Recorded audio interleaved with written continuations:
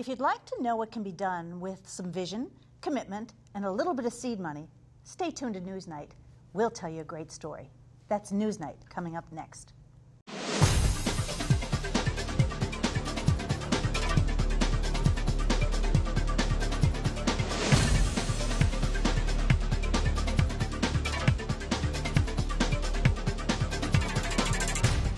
Welcome to NewsNite. We're glad you're with us for this week's program. You know, this week we're going to tell you a story. It's the story about vision and commitment and a little bit of seed money. It's actually the story of the Akron Community Foundation and the kind of impact it has on the lives of so many in Northeast Ohio. But we're also going to tell you a story about one of the funds within that foundation. It's the Women's Endowment Fund, now celebrating its 20th anniversary year. And we're going to talk to some women who are going to tell us how that fund and the money from that fund is empowering and changing the lives of women.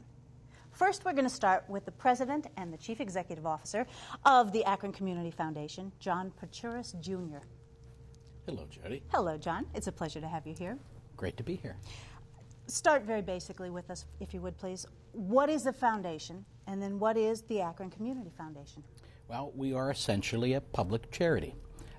And with the vision in 1955 and the generosity that you mentioned in your introduction of the estate of Edwin Shaw, which began with a roughly $1 million contribution, that public charity, thanks to the generosity of thousands of donors over the past, 56 years, have supported us to the level that we now stand of over, or approaching $150 million in assets, and that's capital, philanthropic capital, to be put back and invested in the community by our board when those gifts are undesignated, as well as from, I'm sure we're going to talk about, numerous fund holders who have funds with us who choose to be charitable in this special way with the foundation. So from a start of a $1 million bequest, you're now at $150 million. That's correct. But what is the difference between, let's say, a fund like the Akron Community Foundation? There are a lot of foundations in the area, GAR and the Knight Foundation. How does what you do differ from them? Well, the cool thing is when you think of Knight, you think of GAR, you think of the Corbin Foundations. We work together on many projects in terms of collaborating and understanding better community needs, where they might be able to put resources to bear, and that we recognize some capital might be needed from Akron Community Foundation to advance a particular project. A private foundation is generally supported with private charity. It may be an individual, somebody who's living or passed away. In the case of GAR, for example, it represents revenues or resources that were provided quite often, maybe in someone's estate or a planned gift that they made. A community foundation quite often is distinguishable by geography. Obviously, because we're Akron Community Foundation, the principal area of our grant making happens to be Greater Akron and Summit County. Just as there's a Cleveland Foundation and a Stark Community Foundation, there's one in Lorain as well. Private foundations often don't have the geographic restrictions of where they fund, but also community foundations have the wide breadth and scope as we do of where we might provide funding and grants in the community. Quite often a private foundation might have a specific area, whether it's education, whether it's health, whether it's children. We don't have any of those such restrictions. When you first described the Akron Community Foundation, you talked about funds that the Akron Community Foundation has and then funds within funds. So can you be clearer about that, at least for me? If you are an individual or a business and you come to us with some vision or some hope of giving back in the community, you want to support your alma mater, you want to support the food bank, you want to support children, you want to, one of the hospitals saved one of your children's lives when they were a baby, and you want to have an opportunity through your individual philanthropy to establish a fund with us, and right now we have 425 such funds.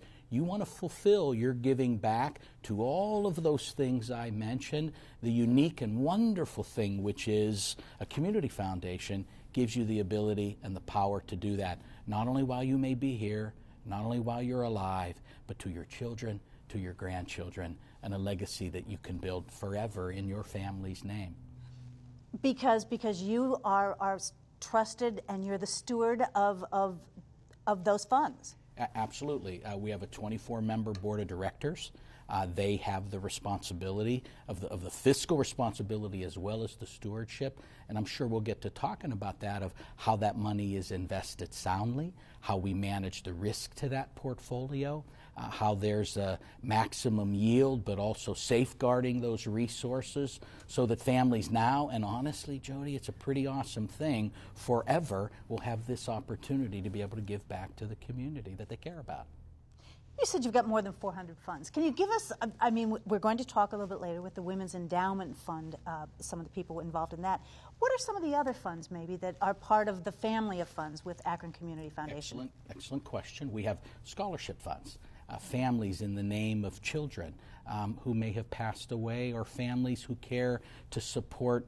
I'll give you an example. We have a fund that will support all 4 of the Catholic high schools in the region.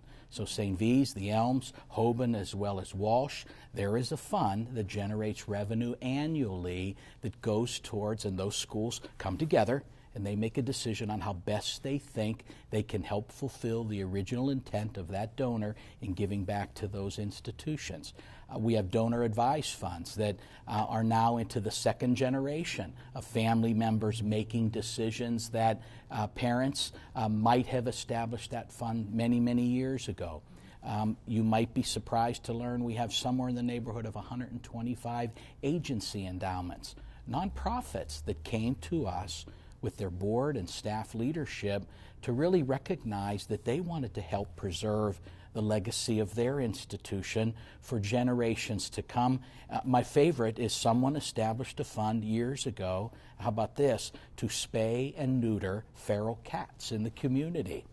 And it was our job to pull together representatives of the community in the room to find out how best that could be done. And again, this was something this individual cared about. We're great and grateful that we could fulfill that for that individual donor. So when people give, let's say they give to the Akron Community Foundation, they can be specific in terms of where they want their money to go? We have an unrestricted, and I'll break it down this way. 1/3 of all those nearly $150 million in assets are unrestricted. That means the board of directors, through 4 grant-making cycles that we have annually, and those are broken down, by the way, in health and human services, in education, in civic and arts and culture, so that agencies really compete in those cycles, one against the other. And someone asked me recently, why might that be done? Well, you probably don't want to have some dance troupe having to compete against some basic human needs of food, clothing, or shelter. Which is why there's specific designated times during the year when you give away money for certain things. You bet. That comes a little bit short of about $2 million annually, but when we distribute $6 to $7 million annually in grant making, there's a lot more resources that are being brought to bear from those scholarships, from the agency endowments, and from the private individual donor-advised fund holders. We reached a milestone, by the way, at the end of this past year. In that history of growing from 1 million to nearly 150 million in resources, we also, by the end of the year, surpassed the $100 million mark in terms of grant making. Imagine this community of those kinds of resources through these past 5.5 decades had not been enriched by that kind of generosity from those funds. Because I was going to ask you, I can't think of maybe a segment of the greater Akron area that has not had a benefit of some kind of financial help through Akron Community Foundation, this station included. And I think one of the studios in back and the soundproofing for WKSU was provided by an unrestricted grant by our board. Now, those decisions in that unrestricted grant making are made by a community investment committee, a distribution group, so to speak, of our board, who look very diligently at programmatic data, fiscal information. They want to help and make sure that the merit of that grant application, and to see that the kind of outcomes that the agency wants to measure, that we want to help know and ensures is uplifting the community. We have to make sure that connectivity is there, and it's wonderful when you see it works, and it works very well with so many organizations. Because I was going to ask you that. Who makes the kinds of decisions? I mean, you might have, it sounds like a lot of money to give away, but there's a lot of need out there. Jody, honestly, in the beginning of my career, 30-some years ago, when I worked for the United Way, I was on the planning and allocation side. I was a staff member who helped volunteers decide where the money went. When the opportunity to go to development and fundraising arose, I jumped at that opportunity. You know why? I thought it was much easier to raise it than it was facing the tough, painful decisions of giving it away, because how do you say no to organizations that you know are so deserving of it? Yeah. One of the things that has fascinated me with respect to the research I've done with this is that, John, anyone can set up a fund. And if I read correctly, it only takes like $5,000 to set up a fund. Not like $5,000, but five grand, which is a wonderful number. Before I came to work here, I will admit that I might have not known or thought of would my wife and I be able to afford some level of giving. And having worked in nonprofit my whole life, I knew about giving back, about volunteering, about contributing. I helped people do that for many, many years throughout my career. We established a donor advised fund. It did take only $5,000, but even in a short time, as we've contributed to that, as that resource has now grown, and we've made grants out in the community, many people are surprised. And by the way, we have some donors who contribute who make decisions that they want to put the money to work very quickly and immediately. The nice thing about a community foundation is, even though we guarantee a 5% payout on those funds annually in terms of that growth, there are admittedly many of our fund holders that are choosing to be philanthropic now and recognizing through their donor advised funds that when they retire, or maybe when they get on a fixed income and they want to still be able to give back, that they're going to have this fund that was established in their name or in their family to be able to benefit the community when maybe they feel a little bit hamstrung or restricted because they don't have the net worth at that moment, or at least the capital to be able to put back to work in the community. We're coming out of a tough economic time. How hard is it to raise money during that time, and how hard is it to have to decide who to give it to? Well, I've always believed, and maybe it's because I've had a career in philanthropy, there's this uniquely wonderful American spirit of giving back. And when we think about international disasters, like the tsunami relief, or when 9/11 hit, the difficulty that sometimes local organizations face, that when those national or international disasters happen, how do you convince local people that those needs are still there? And you don't want to come off as callous or selfish, saying, isn't it important to support those kinds of things?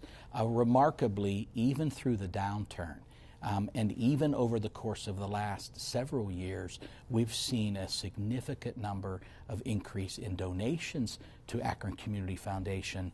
But isn't it wonderful that we also have seen growth in the distributions, that our fund holders have recognized not only they need to give more, they need to invest more in granting out in the community. And hold that thought, because I do want to continue talking about this. And we are going to take our discussion to NewsNite.net. For more NewsNite content, including extended discussions, full interviews, and the chance to speak your mind about the issues, join us online at NewsNite.net. Welcome back to our second segment of this week's NewsNite. We're going to continue the story now about vision and legacy, commitment, and in this case, empowerment. You know, March is Women's History Month, and it's also the month when the Women's Endowment Fund of the Akron Community Foundation celebrates its 20th anniversary. Here to tell us a little bit more about that particular fund, I want to welcome Tracy Carter, who is in fact the president of the Women's Endowment Fund Advisory Board, Marie Covington, who is one of the founders of the Women's Endowment Fund 20 years ago, and Karen Lefton, who is co-chair of the Endowment campaign and is also a member of the Women's Fund Advisory Board. Ladies, welcome. Thank you for having us. That's nice to have you here. Marie, I want to start with you. Tell us, if you would, how 20 years ago the idea came about for a Women's Endowment Fund. Well, I was just talking to some of the other founders recently, and they reminded me that it wasn't just 20 years ago. It was back in 86 or 87 when we first talked about the idea of having a women's foundation in Akron, that there were so many needs that were unmet. So many agencies were struggling for funds. The YWCA this was before it went out of business, and that shows you how dire some of the situation was for programs that benefit women and girls. And so we had the idea of a women's foundation, and we got together some like-minded folks and started to make it happen. And our first contribution came in 1993. So that's when we indicate that it was the start of the fund. And tell our viewers how it started with I think it was 10 women who donated $1,000 or something of that sort. Well, Jody Bacon, who was the new head of the Akron Community Foundation, suggested to us that, oh, this would be easy. You just ask 100 women to each give $1,000. And we all just went, oh my gosh, because many of us, most of us, had never given $1,000 to anything at that time, you know.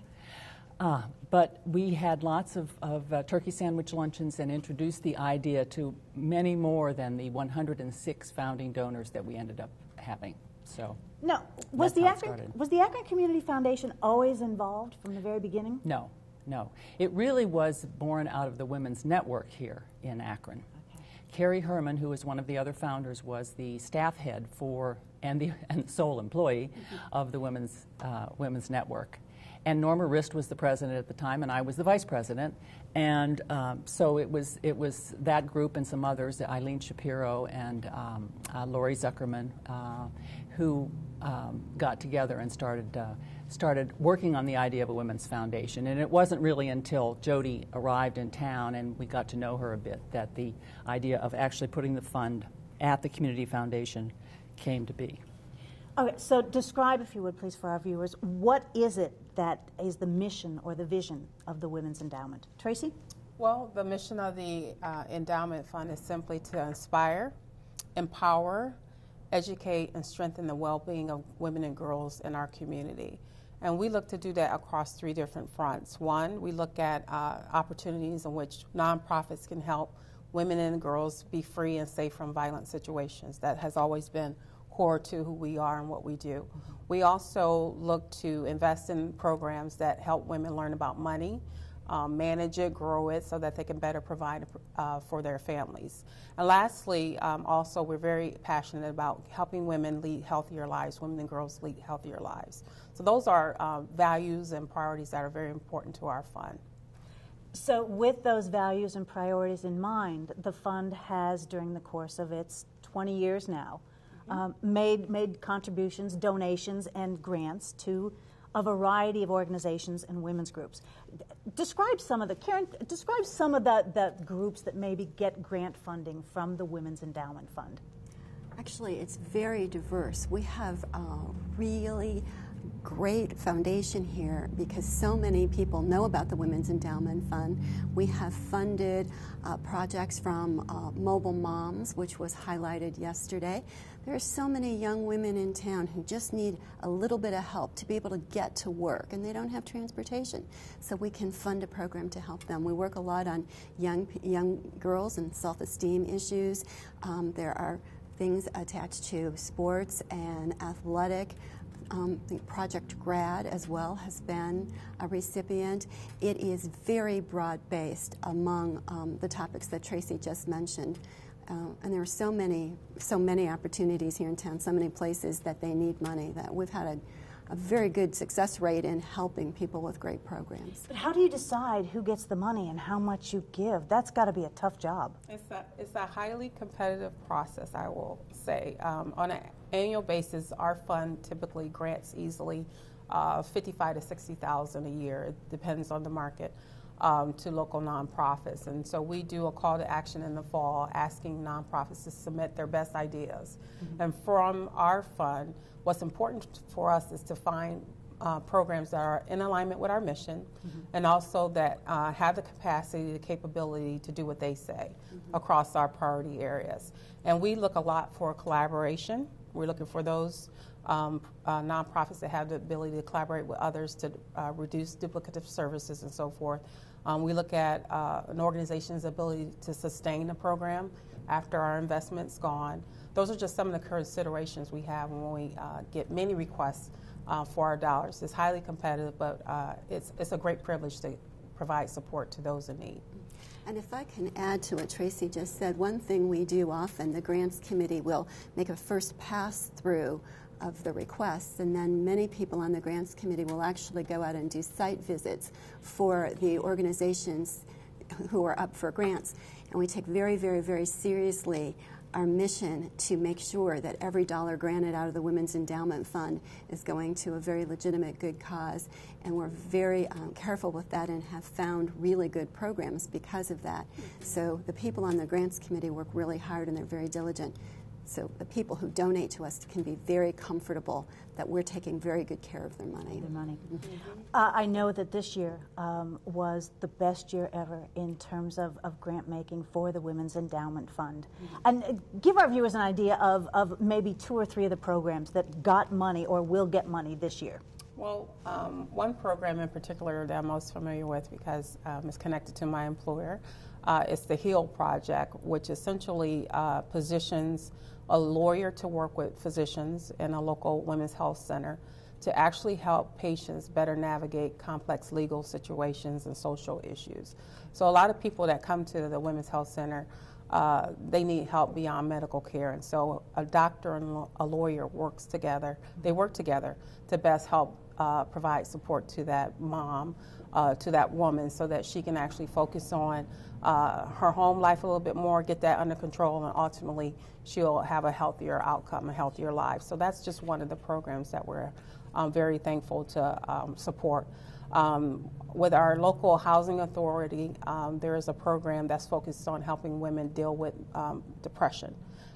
So there is an intent to help moms come together, learn about the symptoms of depression, and actually get resources, get help, get support from each other to help them become more healthy mentally and also better take care of their families. So those are just 2 programs that come to my mind. Have the 3 of you seen the grants that you have made and that the Women's Endowment Fund has made? Have you seen it make a difference in women's lives? And if so, how? I want to follow up with Karen's comment about the Mobile Moms program, which is very significant, where you find a way to provide a used vehicle to a mom who is actually trying to get her life together in terms of, reclaiming her life, reclaiming her family, and so forth. And so that program actually connects through HM Life mothers to vehicles. They have to pass through certain qualifications to be eligible for this vehicle. And as Karen mentioned, once a woman has access to transportation, she can get herself to and from work, through child care. Changes her life. It does, economically, socially, and otherwise. So that's something that's really powerful and meaningful to a woman and her family. It was a tough economic climate that we are coming out of, let's say. So it's difficult to raise money, and the needs are greater at that particular time. But I want to focus now on your 20-year anniversary and a campaign called the For Women Forever campaign that is now a year old. Tell us what you wanted to do with that. We wanted to change the world, Jody. We can. And you know what? We have. We absolutely have. As we said earlier this month when we were celebrating this, it was, I think, a labor of love for all of us. And it was really a difficult economic time. And it's also very hard, I might add, to raise money for an endowment. I think maybe it would be worthwhile to spend some time just explaining what an endowment is, because so many times when entities are trying to raise money, they'll say, we're going to build this building. So if you contribute, you can buy the bench in there, and the bench can have your name on it. When you're trying to build an endowment, what you're saying to people is, give us money that we can keep forever, and we'll invest it, and everything that comes off of that investment will go to the causes you support long after you die. And that sometimes is a little hard to sell in a tough economic climate. So the fact that it was an endowment, the fact that it was for women, maybe two uphill battles we had from the very beginning. But your goal was to raise $2.13 million. $2.013 million. And did you? We most certainly. We absolutely did. We absolutely did.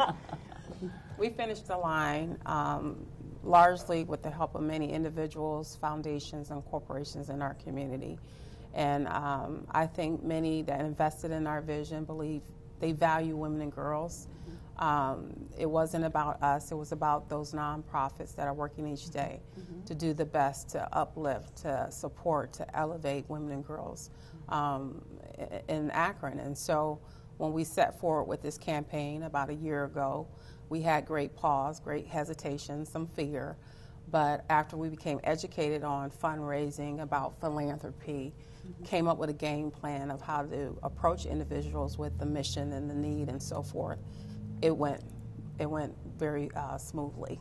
And a lot of excitement and joy with the final result. Absolutely, and if I could tell our viewers, the result was toward the end you had a grant challenge from the GAR Foundation. That is correct. And you had until the end of this year to meet that challenge. That's right. And you met it in March. Yeah. Great. Well, what I want to do, we're almost out of time for our televised portion of the program, but I want the three of you, if you would, to please stay here, because I do have some other questions I want to ask about philanthropy and about empowering women and things of that sort.